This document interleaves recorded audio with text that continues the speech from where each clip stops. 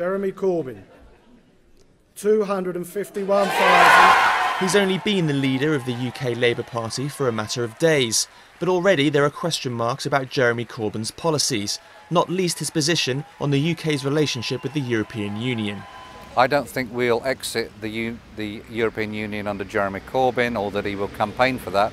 I think the danger is that the Conservative right want us to exit along with UKIP. That is where the danger comes from, but he will be a pro-European Union person.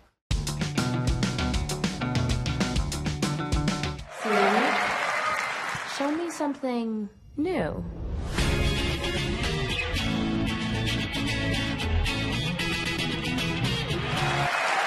This is the new Apple TV, and we believe it is the future of television. Improvements include an app store, Siri voice control, and a remote control that also doubles as a games controller.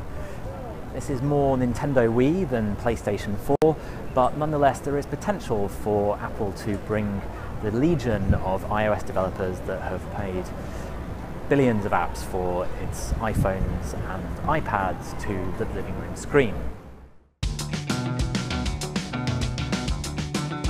The unfortunate reality right now is that if you're breached and you know it, for whatever reason, you're deemed irresponsible rather than a victim of a crime. We have got to, as a world community, start looking at the attackers doing this and stop blaming the victims for having a breach.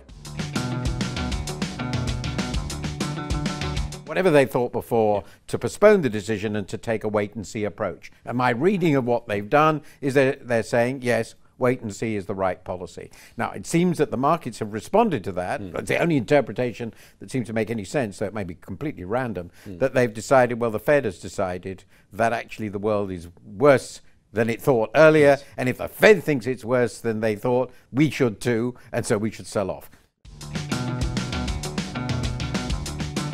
The Pope comes to the United States as a pastor, as a priest, not a politician, but it'd be naive to ignore the political consequences of this trip. Obviously, we were in the heat of the 2016 presidential election. This is a man who does not mince his words. He called unfettered capitalism the dung of the devil. So I think he will have harsh criticism of capitalism, but he also is someone who doesn't understand the nuances. So while he'll support immigration reform, he's not going to give us policies or agendas of how that gets done. This man speaks in broad strokes about moral issues. He's not going to offer details of policy of how immigration reform gets done, how we address climate change, EPA regulations, things like that. Those aren't going to be on his agenda. He's going to do a broad stroke moral message of what's right and wrong. So let's be clear about this.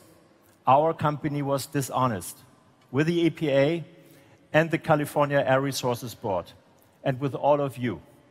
And in my German words, we have totally screwed up. We must fix those cars. The cars, we prevent this from ever happening again, and we have to make things right.